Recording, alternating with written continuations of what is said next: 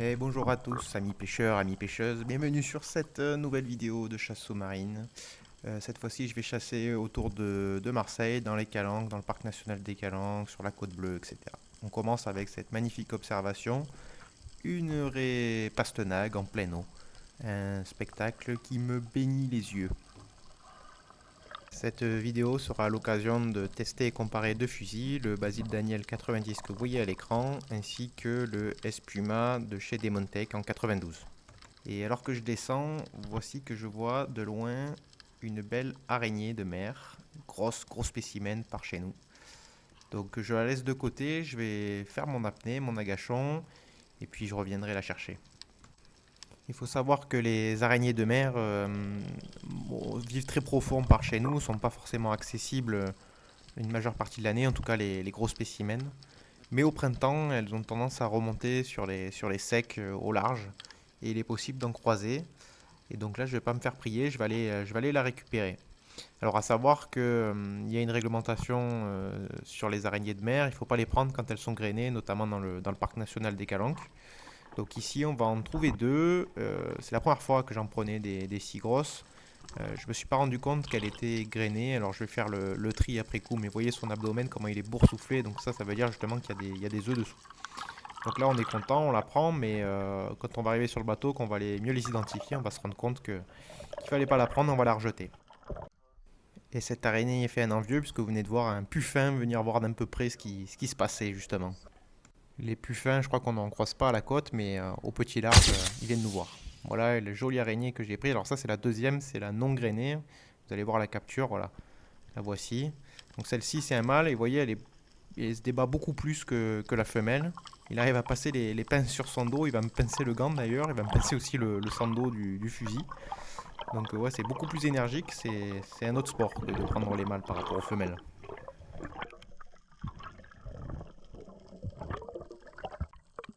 Bon, voilà, comme je vous disais, on avait un petit doute. Du coup, on va retourner au bateau pour mieux les identifier. Et puis, on va se rendre compte effectivement qu'il y avait une femelle dans les deux. Donc, c'est très rare qu'on en trouve une. Là, cette fois-ci, on a eu la chance d'en trouver deux. Donc, voici le mâle et la femelle. Et on va rejeter la femelle grainée.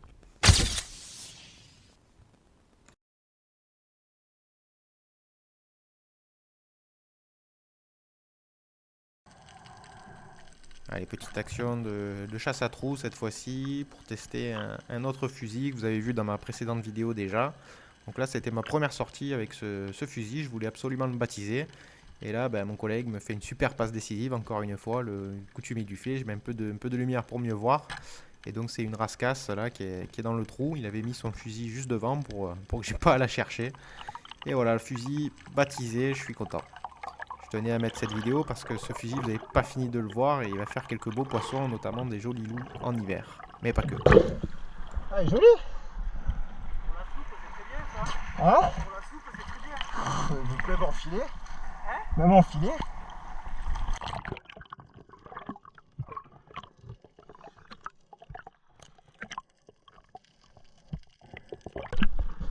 Ouais, merci. Hein. Deuxième descente, c'est fusil baptisé. Hein.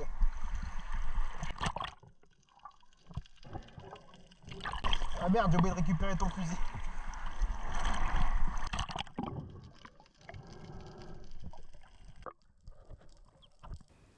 Allez, on repart avec le Basil Daniel. Il faut tester ce fusil là que j'ai pris d'occasion, que j'ai acheté à un copain. Donc là, je m'en vais sur un agachon assez profond, profond pour moi, parce que je vais descendre sur un sec là, au pied d'un sec à plus d'une vingtaine de mètres. Donc je serai contre le sec, à l'abri du sec et devant un herbier de Posidonie. Donc on va voir un peu ce qu'il a dans le ventre justement. Je l'ai acheté exprès pour faire des agachons propres tirés d'un peu loin. Donc on va le tester. Donc voilà, j'arrive au fond, je me pose dans cette tache de sable, j'avance un peu dans l'herbier et on va regarder à l'horizon ce qui se passe. On va voir s'il n'y a pas des prédateurs qui passent. Voilà, on est bien calme. Là, l'action elle est pas mal, je suis bien planqué, je suis calme. Tous les ingrédients sont là pour faire une belle rencontre et ça va arriver. devant moi à quelques mètres. Voilà, je vous fais un petit zoom. Et j'ai un banc de barracuda qui me passe devant là. Alors malheureusement, ils vont pas décrocher, ils vont pas venir me voir. J'ai beau les appeler, rien ne se passe. Le premier tir attendra. Mais les premières impressions sont plutôt bonnes. Le fusil est plutôt maniable dans l'eau, même s'il est très imposant, il reste maniable dans l'eau. Donc ça, c'est plutôt quelque chose de positif. J'ai pas pu tester encore la puissance, mais niveau maniabilité, c'est pas mal. Bon, ça reste un 90, hein, c'est pas non plus un bazooka de 120 cm, mais voilà, pas mal pour quelque chose qui m'avait l'air d'être très imposant.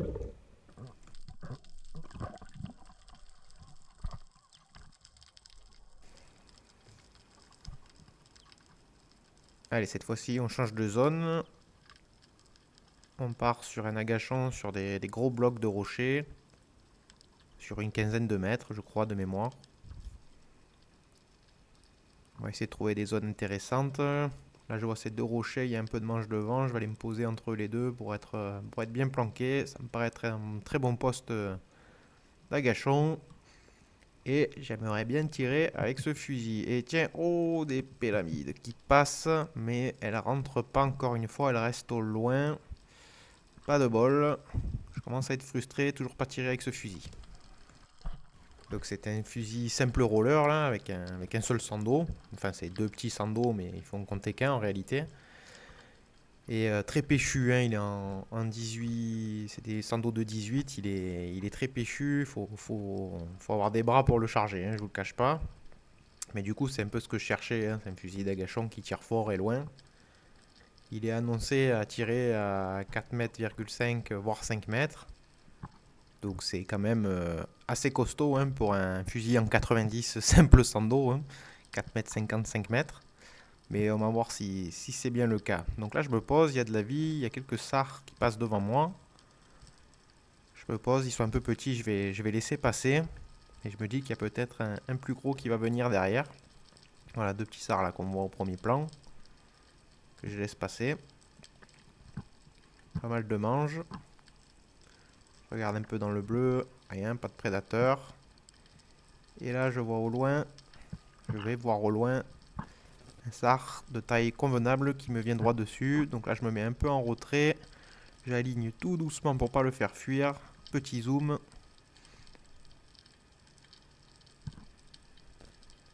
Et on va pouvoir déclencher sur ce SAR. Il vient, il approche, on tire. Et c'est dedans. Alors là mine de rien c'était un tir déjà à 3 mètres. Hein. Donc c'est passé. Mais il y a un mais, j'ai tiré un peu bas. Pourtant j'ai eu le temps de bien aligner. Je pensais être bien dedans, donc mon collègue va être obligé d'aller le doubler parce qu'on avait peur qu'il se décroche. A noter par contre l'absence totale de recul, très très agréable.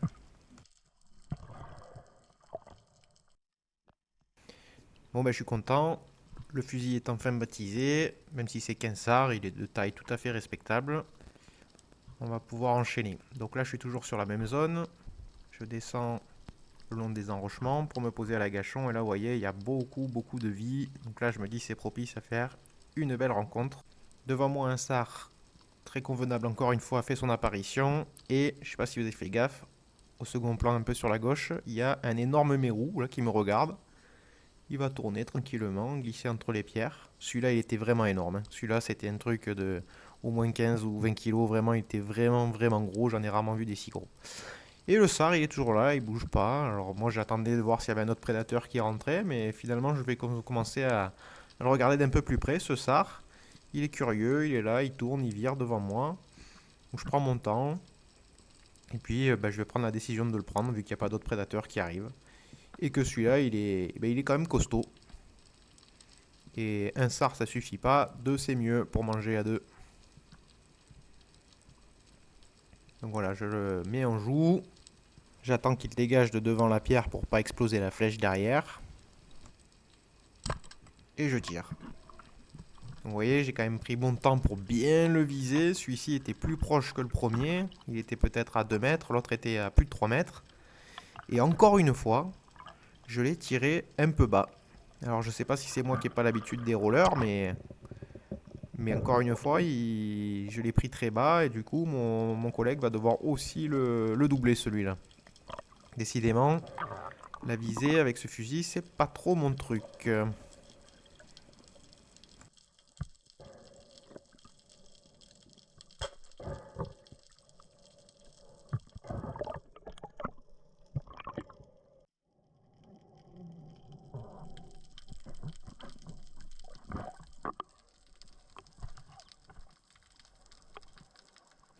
Allez, nouvelle action, toujours sur la même zone. On va voir si c'est moi ou si c'est vraiment ce fusil qui tire bas ou peut-être qu'il manque un peu de patate, que je m'attendais à plus, j'en sais rien. Donc là, je vais me faufiler entre les blocs, toujours à peu près au même endroit. Et du coin de l'œil, je vais voir une belle dorade passer derrière les enrochements là dans le bleu. Et donc je l'ai vu passer je vais la voir passer de la droite et là je vais aller l'intercepter sur la gauche dans le creux. Elle passe là un peu au large. Alors cette fois-ci elle est loin. Là c'est un tir lointain à 4 mètres, plus de 4 mètres, peut-être 5 mètres. On va tester. On la voit à peine. On tire et on passe en dessous bien comme il faut. Là, vous voyez là on l'a bien raté. C'est bien bas comme tir.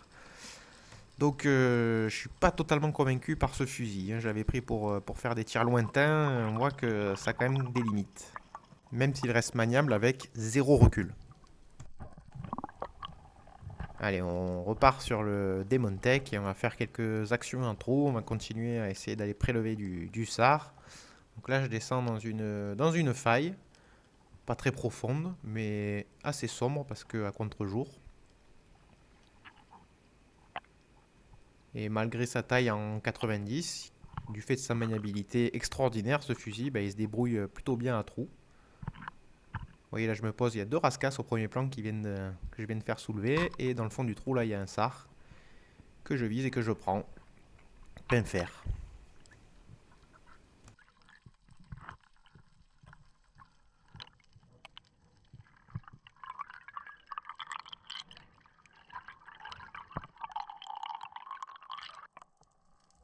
Nouvelle action à trou dans très peu de fond, là, il y a 2 mètres d'eau maximum. J'ai vu un SAR se faufiler dans la fissure. Je le cherche. Et je vais le retrouver. Il est allé dans le trou là. C'est vraiment faufilé dans un endroit très étroit. Je passe le fusil, je tire par au-dessus. C'est pas forcément un tir évident à faire, mais ce fusil est décidément très très précis. Alors lui pour le coup, ce fusil là, il m'a vraiment convaincu. Et un SAR de plus. Allez, je repasse sur le 90 de Basile Daniel. On repart sur un agachon, pas forcément très profond. Je m'arrête à mi-profondeur sur une marche là au milieu de la falaise. Je vais me poster à l'agachon. Et là tout à coup, un magnifique banc de marbré qui me vient. Je sais pas lequel choisir, ils vont vite en plus, ils sont pas très calmes et je tire n'importe où. Comme quoi la stratégie de vivre en bande des poissons permet de désorienter les prédateurs. Bon là j'avoue j'ai été particulièrement mauvais en plus. Petite dorade à l'agachon, maillée mais petite, donc je la laisserai vivre, je la laisse passer.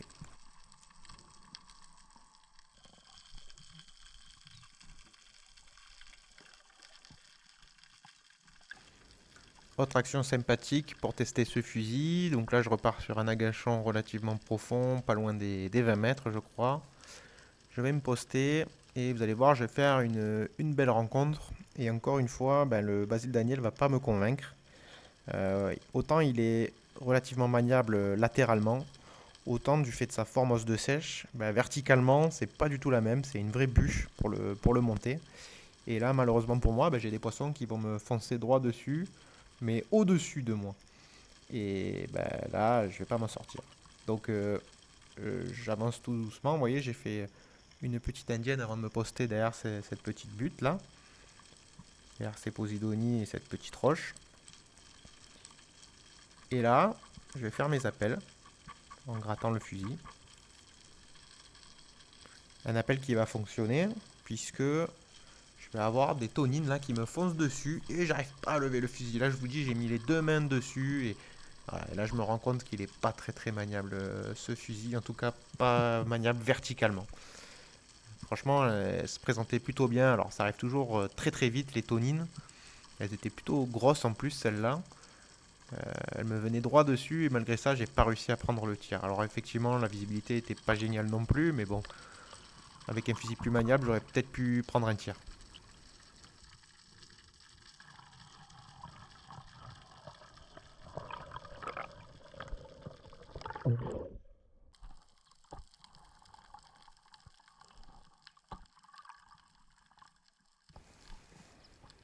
Cette fois-ci je repars sur un agachon assez profond, encore une fois aux alentours des 20 mètres. Toujours avec ce fusil. Alors il est magnifique hein, ce fusil bois avec sa forme os de sèche. Mais décidément il me convainc pas, ou je sais pas si c'est moi ou le fusil, mais voilà, je le trouve un peu lourdeau en tout cas verticalement, même si horizontalement c'est pas mal. Je trouve qu'il manque un peu de puissance par rapport au niveau de chiantitude, j'allais dire, pour le charger. Comme je vous le disais, il faut des bras. Et puis, ben, je suis pas très précis avec. Alors, je sais pas si c'est moi le fusil, encore une fois, mais je fais des tirs toujours très bas. Donc, il paraît que les rollers sont coutumiers du fait, mais il paraît aussi que ce fusil-là, il est un peu différent des autres rollers et que justement, il évite de tirer un peu trop bas. Moi, pourtant, je tire trop bas. Ou alors, c'est que vraiment, je le surestime au niveau de ses capacités et que finalement, il ne peut pas tirer si loin. Bon, voilà, donc là, je suis posé. Vous voyez, il y a une fissure sur ma droite qui est intéressante, qui mériterait d'être prospectée à trous parce que vous allez voir, il y a un SAR qui va en sortir. Je pense qu'il y en avait d'autres. Alors, ce jour-là, ben, j'étais pas très motivé pour chasser à trous et ben, à tort, j'aurais dû. Mais par contre, je retiens cette faille-là et quand je reviendrai, j'irai la prospecter parce qu'elle me paraît intéressante. Donc voilà, donc là il y a un SAR qui sort et puis bah voilà, je suis pas d'humeur ce jour-là. C'était une des dernières apnées, j'étais bredouille, je me suis dit je vais pas prendre juste un petit SAR, voilà, je le laisse tranquille, on le laissera se reproduire, on le laissera grandir et on remonte bredouille.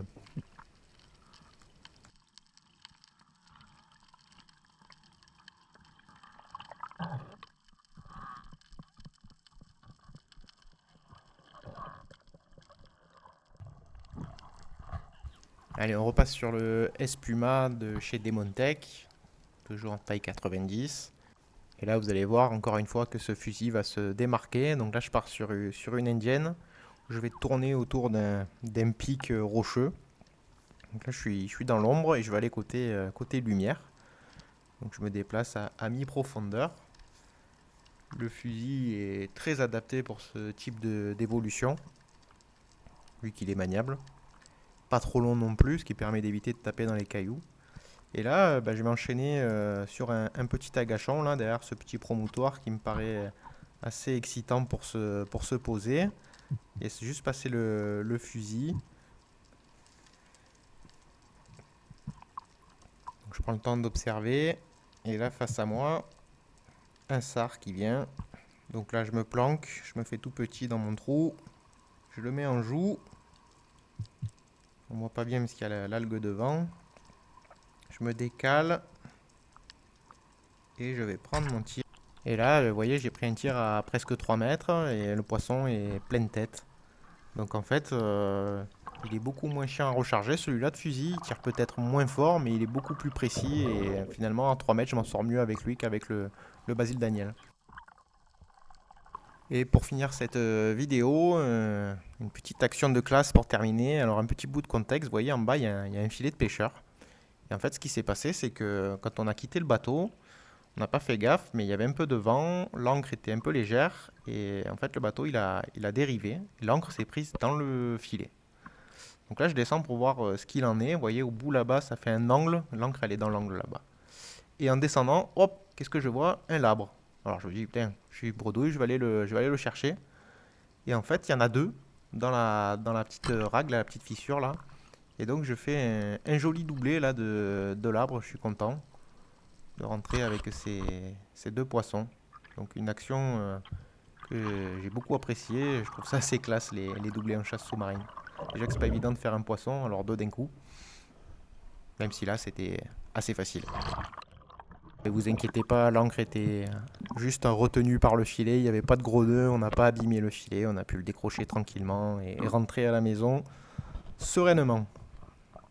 Donc en conclusion, vous voyez, on a pu tester deux fusils dans différentes configurations, à gâchon, indienne, chasse à trous. Bon voilà, comme vous l'avez pu le sentir dans la vidéo, je suis pas convaincu par le Basile Daniel, donc je vais m'en débarrasser. Je vais me chercher un autre fusil d'agachon, quelque chose de plus précis, plus puissant. Alors peut-être que c'est moi qui suis mauvais avec ce fusil, hein. En tout cas j'ai pas réussi à me faire à la visée. Il est quand même très maniable, hein. Le chargement en simple sando, ben, c'est quand même quelque chose d'intéressant sur des rollers. Mais voilà, je trouve qu'il manque un peu de patate. En 90, peut-être qu'en 100, 110, c'est mieux. À l'inverse, l'Espuma de chez Demontech, ben lui, il s'en sort très très bien. Il est très maniable, très fin. Alors, c'est pas fait pour faire de l'agachon, mais vous avez pu voir qu'il peut en faire quand même, là, avec un tir à 3 mètres à la fin, là, sur un SAR qui passe bien. Mais bon, il est quand même destiné plutôt à faire de l'indienne. C'est plutôt pour ça que je l'ai pris, notamment sur des chasses hivernales, sur du loup. Donc voilà, celui-là par contre il m'a convaincu, j'en suis vraiment amoureux, puis alors il est en plus magnifique, la finition est juste splendide. Voilà, bah écoutez, j'espère que cette vidéo vous aura plu, et puis on se retrouve bientôt pour de prochaines vidéos. Allez, salut!